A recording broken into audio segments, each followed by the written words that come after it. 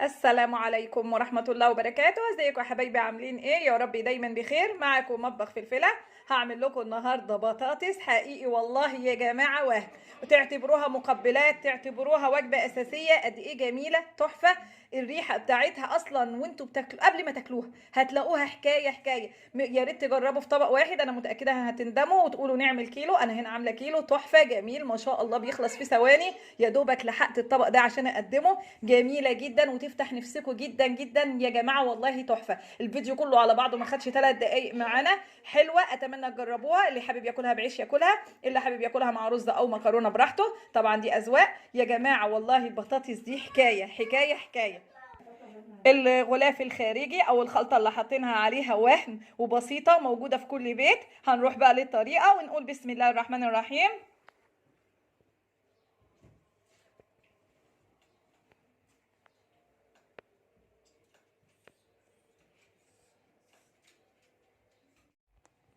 شوفوا هنا عندي اول حاجه البطاطس هقشرها. انا عندي كيلو بطاطس هقشره اهو.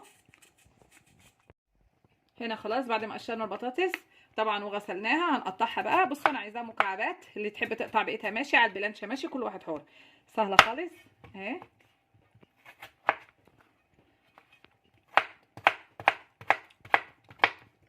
اهي شايفين الحجم ده كويس قوي معايا. هقطع الكميه كلها وارجع لكم.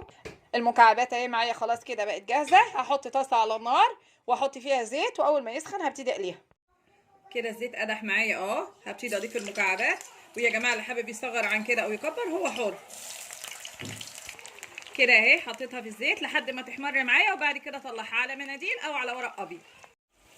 كده انا شايفاها جميله قوي معايا واحمرت. هطلعها بقى في طبق ونروح نعمل ايه الخلطه بتاعتها اللي هنغطي بيها. اهي طلعتها في حاجه كبيره عشان اعرف اخلط فيها، اخلط عليها الخليط بتاعها.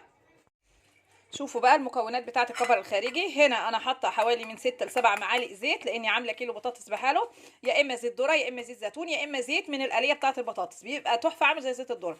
معلقه كبيره كزبره خضراء او بقدونس، معلقه كبيره ثوم مفروم ناعم جدا، معلقه كبيره هريسه اللي هي الشطه الحاميه اللي احنا عاملينها. واللي ما بيحبهاش يقدر يا جماعه يضيف فلفل رومي عادي احمر، يطحنه عادي او يدقه ويحطه.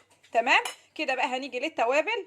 هنا عندي التوابل: معلقه صغيره كزبره ناعمه، معلقه صغيره فلفل، معلقه صغيره كمون، رشه ملح. الناس اللي ما بتحبش الملح تتحكم فيه براحتها. ده هحطه على ده كده. توابل كده هفضيها وهقلبها كويس كلها مع بعضها بالمعلقه. وبعد كده ايه هضيفه للبطاطس. ده الدريسنج بتاع البطاطس او الغلاف الخارجي بتاعها. كده اهو خلاص قلبناه مع بعضه. تحفه يا جماعه والله، هما مستنيينه على شوق كده، عايزين ياكلوها، لان مش اول مره نعملها. حقيقي والله هتدعوا لي على الطبق ده. حقيقي تحفه، يعتبر من المقبلات، يعتبر وجبه، قولوا زي ما انتوا عايزين تقولوا. وهم الطعم ولا الريحه؟ دلوقتي الريحه اللي انا شماها دي حكايه. هخلطه كويس قوي وبعد كده احطه في طبق التقديم.